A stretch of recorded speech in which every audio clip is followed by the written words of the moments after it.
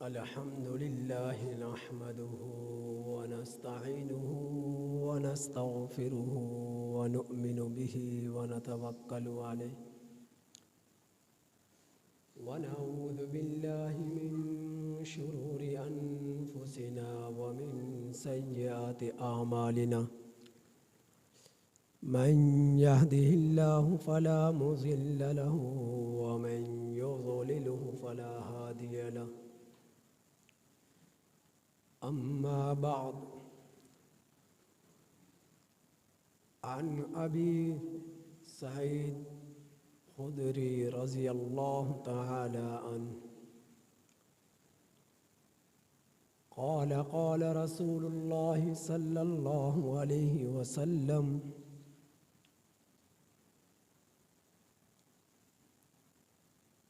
إن الدنيا حلوة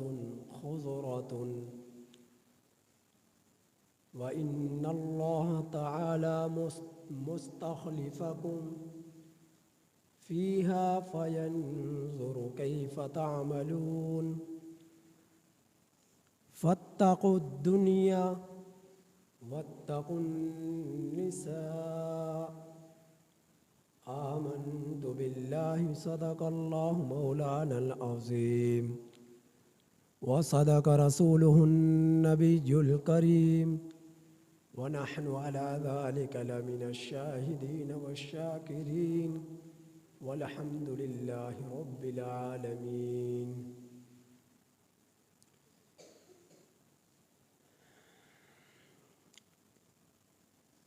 یہ حدیث مبارکہ جو آپ احباب کے سامنے میں نے تلاوت کی، اس کے راوی حضرت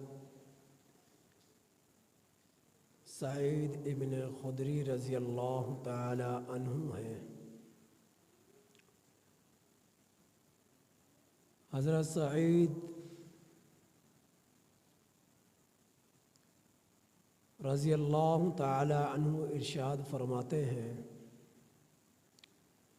کہ اللہ کے رسول صلی اللہ علیہ وسلم نے ارشاد فرمایا، یہ دنیا حلوہ خوش ذائقہ ہے، میٹھی ہے،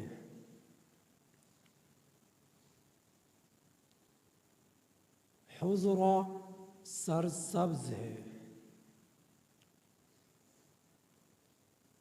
یعنی اس دنیا کی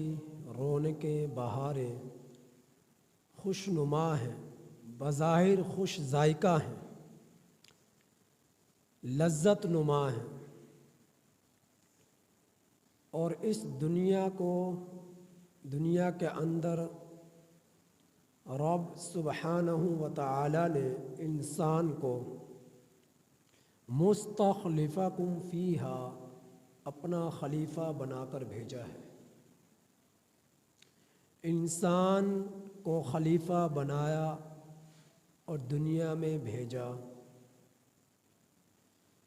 کیوں بھیجا؟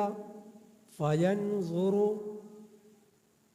تاکہ اللہ دیکھے کیف تعملون کیسے تم لوگ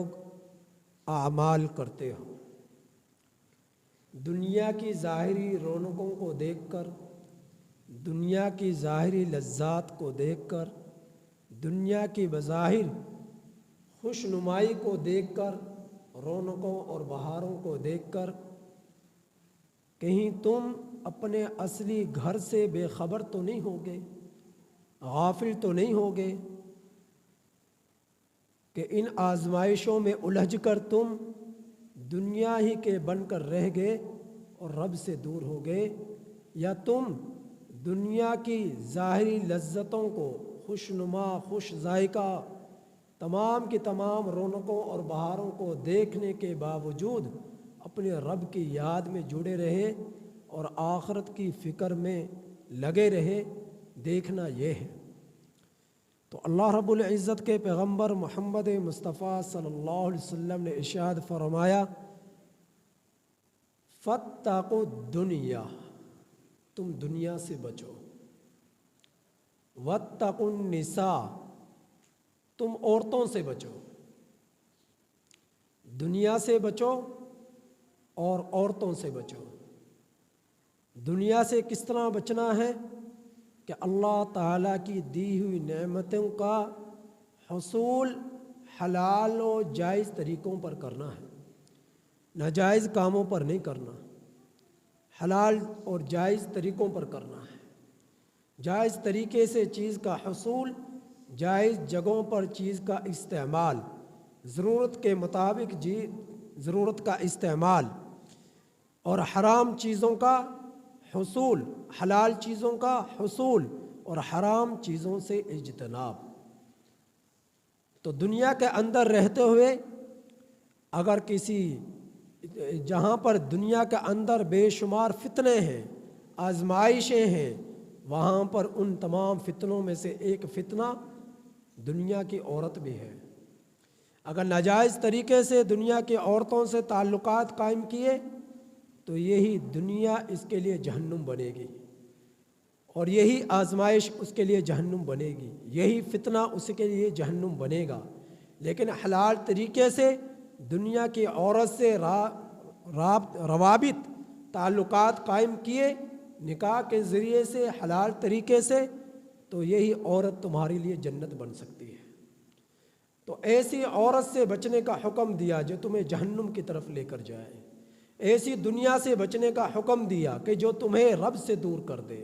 آخرت سے غافل کر دے۔ اللہ کے رسول صلی اللہ علیہ وسلم کا فرمان ہے، آپ صلی اللہ علیہ وسلم اکثر اپنی دعاؤں میں یہ دعا مانگا کرتے تھے، اے اللہ آخرت بہتر ہے اور بہت ہی بہتر ہے، اور دنیا ہیچ در ہیچ ہے، کم تر در کم تر ہے، اور آخرت بہتر ہی بہتر ہے۔ اللہ کے رسول صلی اللہ علیہ وسلم یہ دعا فرمایا کرتے تھے۔ ایک مرتبہ اللہ کے رسول صلی اللہ علیہ وسلم تشریف لے جا رہے، صحابہ اکرام کی جماعت ساتھ موجود تھی، بازار سے گزر رہے، دیکھا کہ ایک بکری کا بچہ ہے اور اس کے کان چھوٹے چھوٹے سے ہیں اور مردار ہونے کی حالت میں پڑا ہوا ہے۔ نبی کریم صلی اللہ علیہ وسلم اچانک چلتے ہوئے اس بچے کے پاس رک گئے۔ نبی کریم صلی اللہ علیہ وسلم نے صحابہ اکرام رضی اللہ تعالی علیہم اجمعین کو مخاطب کرتے ہوئے فرمایا، تم میں سے کون ہے جو اس بچے کو 1 درہم کے عوض خرید لے؟ حضرات صحابہ اکرام رضی اللہ تعالی علیہم اجمعین نے ارشاد فرمایا، اے اللہ کے رسول صلی اللہ علیہ وسلم، اس بدبودار اور عیب نما جانور کو کون خریدے گا؟ کون خریدے گا؟ پھر اللہ کے رسول صلی اللہ علیہ وسلم نے فرمایا کہ تم میں سے کون ہے جو اس مردار جانور کو مفت ہی لے لے، بغیر معاوضے کے، بغیر قیمت کے، بغیر اجرت کے؟ کون ہے تم میں سے جو لے؟ حضرات صحابہ اکرام رضی اللہ تعالی علیہم اجمعین نے ارشاد فرمایا، اے اللہ کا رسول صلی اللہ علیہ وسلم، ہم میں سے کوئی بھی ایسا نہیں ہے کہ جو اس بچے کو، اس مردار جانور کو مفت ہی لے لے۔ ایک تو اس کے اندر عیب ہے کانوں کا چھوٹا ہونا، دوسرا اس میں عیب ہے کہ یہ مردار ہے، تیسرا اس میں یہ عیب ہے کہ بدبو بھی آ رہی ہے۔ تو ایسے بدبودار مردار جانور، عیب نما جانور کو کون خریدے گا؟ پھر اللہ کے رسول صلی اللہ علیہ وسلم نے فرمایا، دنیا کی حیثیت میرے رب کی نظروں میں اس بکری کے بچے سے بھی زیادہ کمتر ہے، زیادہ کمتر ہے دنیا کی حیثیت رب کی نظروں میں۔ تو جس طرح تم اس مردار جانور سے نفرت کر رہے ہو اور اس کے عیب کو دیکھتے ہوئے اس سے بھاگ رہے ہو، اس کی بدبو سے تم نفرت کر رہے ہو، تو تمہیں دنیا سے ایسے ہی نفرت کرنی چاہیے، دنیا سے ایسے ہی دور بھاگنا چاہیے۔ ایسا نہیں ہونا چاہیے کہ تمہاری صبح سے لے کر شام تک دنیا کے لیے فکر ہے، مال جمع کرنے کی فکر ہے، گھر بنانے کی، بنگلے بنانے کی، جائیدادیں بنانے کی، پلاٹس بنانے کی، شہرت پانے کی، عزت پانے کی، اور اپنا دبدبا اور طاقت لوگوں میں ظاہر کرنے کی تمہارے لیے فکر ہو، ایسا تمہیں نہیں ہونا چاہیے۔ یہ مسلمان کی شان نہیں ہے، یہ مسلمان کی شان نہیں ہے۔ میرے نبی نے پھر فرمایا کہ اللہ رب العزت کی نظروں میں تمہیں بتاؤں دنیا کی حیثیت کیا ہے؟ دنیا کی حیثیت، دنیا کی اہمیت میرے رب کی نظروں میں ایسی ہے جیسا کہ کوئی شخص سمندر کے اندر اپنی انگلی کو ڈبوئے اور ڈبونے کے بعد اس انگلی کو نکالے، تو نکالنے کے بعد اس کی انگلی پر جو ذرا سا پانی لگتا ہے تو آخرت کے مقابلے میں میرے رب کی نظروں میں دنیا کی حیثیت سمندر سے نکالے ہوئی اس انگلی کے اوپر لگے ہوئے پانی کی قدر، پانی کی مقدار جتنی بھی دنیا کی قدر و منزلت میرے رب کی نظروں میں نہیں ہے آخرت کے مقابلے میں۔ آخرت کے مقابلے میں آپ اندازہ کیجئے کتنا بڑا سمندر ہو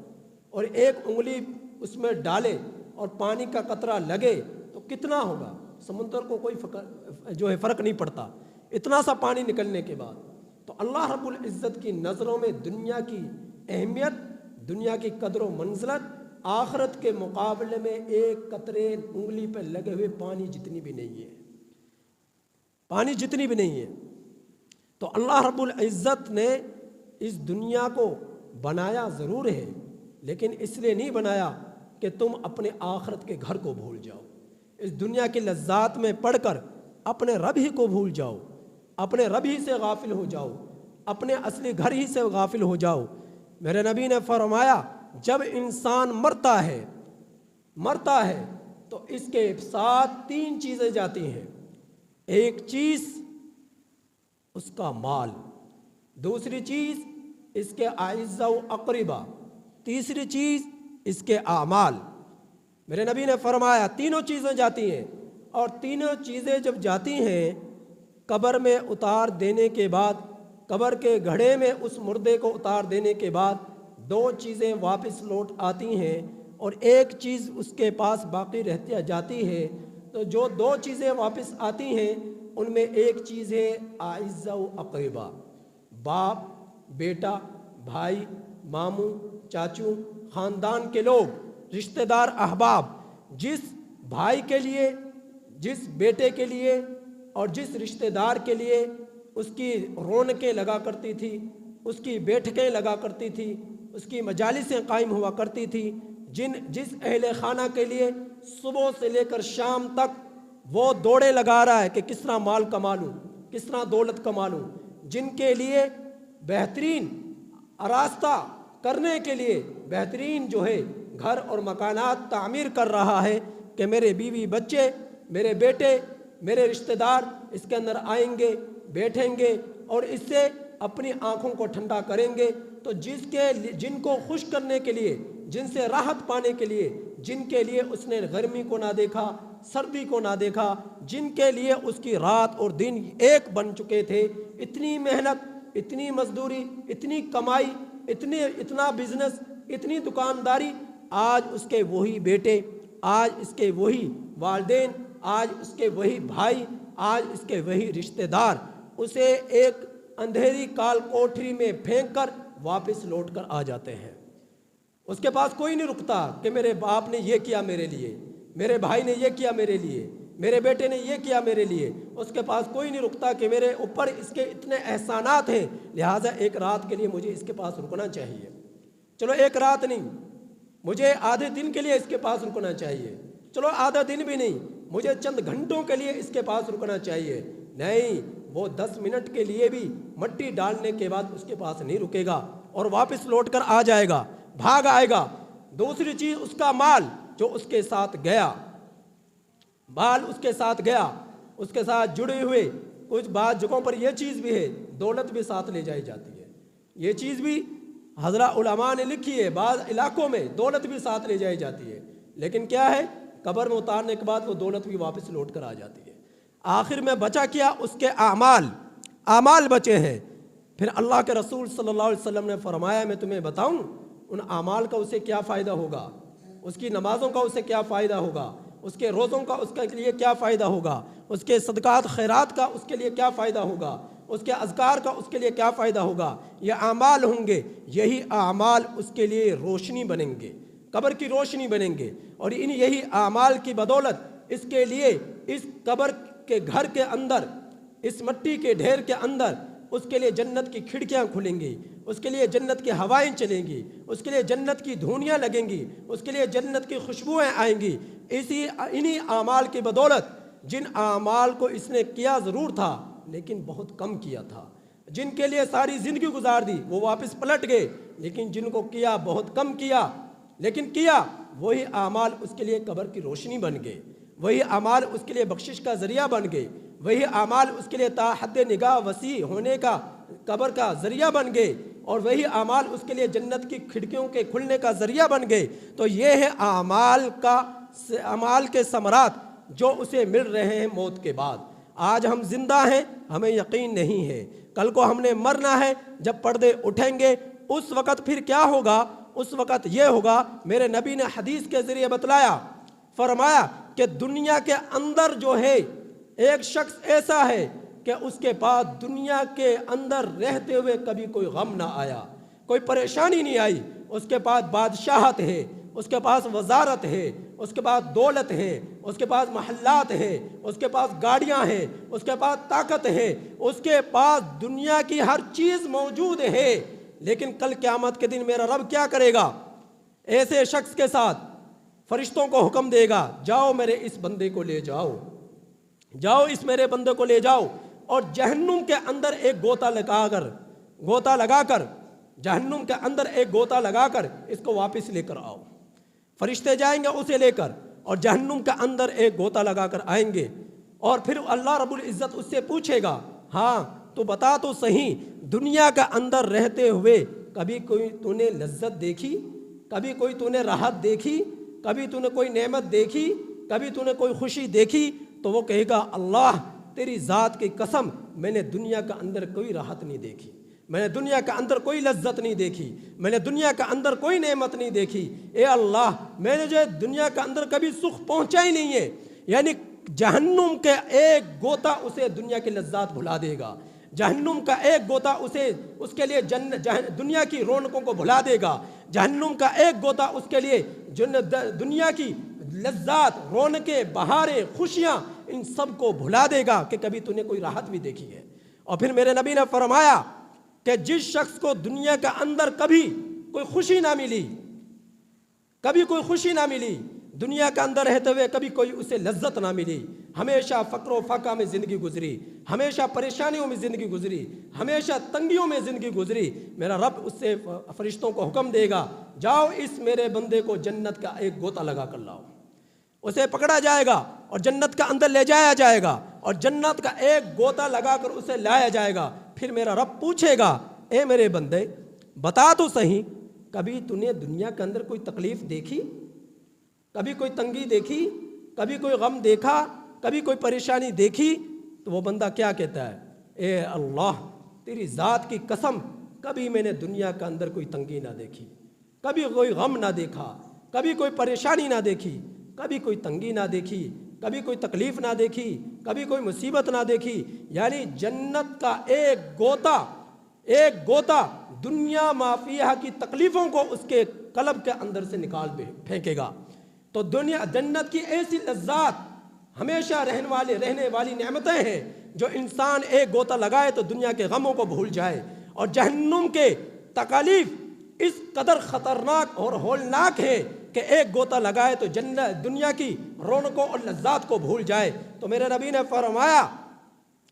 نے فرمایا یہ دنیا تمہارے لیے ایسی ہونی چاہیے کہ تمہارے لیے اللہ کی خاطر تمہارے لیے تکلیفیں آئیں، پریشانیاں آئیں، غم آئیں، تکلیفیں آئیں، اور جو ہے چوٹ پہنچے، اللہ کے لیے قربانیاں دینی پڑیں آخرت کی فکر میں، تو تمہارے لیے وہ غم حقیقی غم نہ ہو، تمہارے لیے وہ تکلیفیں نہ ہو، تمہارے لیے وہ جو ہے مصیبتیں نہ ہو، اور اللہ کی خاطر تم اپنا تن من دھن سب کچھ قربان کر ڈالو اور آخرت کی فکر میں اپنی پوری زندگی گزار دو۔ پھر میرے نبی نے فرمایا، اے لوگو تم دنیا کے اندر اس طرح رہو، کن فی الدنیا کأنک غریب او عابر السبیل، جس طرح کہ ایک اجنبی شخص رہتا ہے، اس طرح تم دنیا کے اندر رہو. یا فرمایا یا تم جس طرح ایک مسافر رہتا ہے, راہ گزر جس طرح وہ رہتا ہے, تم اس طرح رہو. یعنی دنیا کے اندر رہتے ہوئے تم اپنے آپ کو اجنبی محسوس کرو کہ اصل گھر تو جنت کا ہے, آخرت کا ہے. یہ دنیا تو میرے لیے چند لمحوں کے لیے ہے, پھر میں نے اسے خیر بات کہہ کر واپس اپنے اصلی گھر کی طرف لوٹ جانا ہے. تو مسافر کی طرح اس دنیا میں رہو کہ جو مسافر ہوتا ہے اپنے اصلی گھر سے جب چلتا ہے, سفر کرتا ہے, تو راستے میں چاہے کتنی لذات بھری اس کے لیے چیزیں آئے, لذتوں بھری چیزیں آئے, نعمتوں بھری چیزیں آئے, اچھے اچھے محلات آئے, کچھ بھی آئے جو اسے اپنی طرف کھینچے, لیکن اسے یقین ہے کہ میرا یہ گھر نہیں, میں نے اپنا گھر واپس جانا ہے. تو دنیا کا اندر ایک مسافر کی طرح رہو. پھر امام غزالی رحمۃ اللہ علیہ نے اسی بات کو ایک اپنی مثال کے ذریعے سمجھایا. فرمایا کہ ایک جہاز ہے اور اس میں بہت سارے مسافر جو ہے سوار ہیں, سفر کر رہے ہیں, اور وہ جہاز جو ہے ایک جو ہے جزیرے کے پاس جا کر رکتا ہے, اور لوگ جو ہے اس جہاز سے اتر کر اس جزیرے کے اندر داخل ہو جاتے ہیں, اور جزیرے میں دیکھتے ہیں خوبصورت پھل پھول ہیں, اور اس کے درخت ہیں, اور اس کی جو ہے اس کا سبزہ ہے, اور ایسی لذات بھری چیزیں ہیں کہ انسان کو اپنی طرف کھینچتی ہیں, انسان کی آنکھوں کو ٹھنڈک پہنچاتی ہیں, اس کے دل کو اس کی طرف کھینچتا چلا جاتا ہے, اور ان کو دیکھ کر وہ بڑا خوش ہوتا ہے. پھر کیا ہوتا ہے, کپتان جو ہے, جو جہاز کو چلانے والا ہے, وہ آواز دیتا ہے کہ آ جاؤ اور سفر کے لیے دوبارہ سے تیار ہو جاؤ, اور جو ہے جہاز میں سوار ہو جاؤ. لوگ جو ہے تیزی کے ساتھ دوڑتے ہوئے جاتے ہیں اور جہاز میں سوار ہو جاتے ہیں. کچھ لوگ ایسے ہیں جو وہیں پر رہ جاتے ہیں, اور کچھ ایسے ہیں جو سب سے پہلے چلے گئے اور اچھی اچھی سیٹوں پر بیٹھ گئے, اچھے اچھے جو ہے جگہوں کو انہوں نے جو ہے اپنے قبضے میں لے لیا اور وہاں پر جا کر بیٹھ گئے. کچھ لوگ تاخیر سے آئے اور ان کو اچھی جگہ بیٹھنے کے لیے نہیں ملی, لیکن وہ بھی سوار ہو گئے. لیکن کچھ لوگ ایسے آئے جو وہیں پر پھنسے رہ گئے, اور انہوں نے کہا نہیں چلے جائیں گے, کوئی بات نہیں, کتنا پیارا موسم ہے, کتنا پیارا ماحول ہے, کتنے پیارے درخت ہیں, کتنے خوشنما جو ہے پھل پھول ہے. تو وہ لوگ اپنی دل کی مان کر اور اسی جگہ کو اصل گھر سمجھ کر وہیں پر رک گئے, اور باقی جہاز میں سوار ہو کر اپنے منزل مقصود کی طرف روانہ ہو گئے. اب پھر کیا ہوا, ابھی تو دن تھا, اب اندھیرا آیا. جب اندھیرا آیا تو جنگل کے جانور, جزیرے کے جانور, کیڑے مکوڑے, سام بچھو اور حیوانات جو ہے ان کی آوازیں آنے لگی, خوفناک آوازیں آ رہی ہیں. اب وہ ڈر رہے, اب وہ گھبرا رہے, وہ خوف کر رہے کہ ہائے ہائے ہم کس قدر جو ہے بیوقوفی کر بیٹھے, ہم جو ہے اپنے اصلی گھر سے بھٹک کر اسی جو ہے اس جنگل میں ہم پھنس گئے, اس جو ہے جہنم میں ہم پھنس گئے. تو لوگ کہیں گے یہ بیوقوف تھے جو اپنی منزل سے جو ہے بچھڑ کر اس جگہ پر رک گئے, کس قدر انہوں نے بیوقوفی کی. تو آج دنیا کے اندر جو ہم لوگ زندگی گزار رہے, اگر ہم نے اپنے رب کو راضی نہ کیا, آخرت کے گھر کی فکر نہ کی, آخرت کے گھر کی تیاری نہ کی, تو پھر کیا ہے, ہم سے بڑا کوئی بیوقوف نہیں ہے, ہم سے بڑا کوئی بیوقوف نہیں ہے. اور جو آخرت کی فکر میں لگ گیا, آخرت کے گھر کی تیاری میں لگ گیا, تو سمجھو اس سے بڑھ کر کوئی عقل مند نہیں ہے, اس سے بڑھ کر کوئی عقل مند نہیں ہے. تو میرے بھائیوں, ہم میں سے ایک کے لیے اس بات کی اشد ضرورت ہے کہ ہم لوگ اپنے آخرت کی گھر کی فکر کرے, حلال کو حلال سمجھے, حرام کو حرام سمجھے, اور اس ختم ہو جانے والی زندگی کے جو ہے دنیا کے پیچھے ہم دائمی زندگی کو جو ہے دائمی زندگی سے دھوکے میں نہ پڑے کہ ہم نے اپنے دائمی زندگی کے آخرت کے گھر کو چھوڑ کر اس ختم ہو جانے والے گھر کے پیچھے لگ گئے اور اپنے رب سے جو ہے بچھڑ گئے, دور ہو گئے. تو ایسے دھوکے میں نہ پڑے. اصل عقل مند انسان وہی ہے جو آخرت کی فکر میں لگ جائے, آخرت کی تیاری میں لگ جائے, اپنے رب کو راضی کرنے کی تیاری میں لگ جائے. اللہ تعالیٰ سے دعا ہے کہ اللہ تعالیٰ ہم میں سے ایک کے لیے آخرت کی فکر عطا فرمائے اور موت کی تیاری کرنے کی توفیق عطا فرمائے. سنتوں کا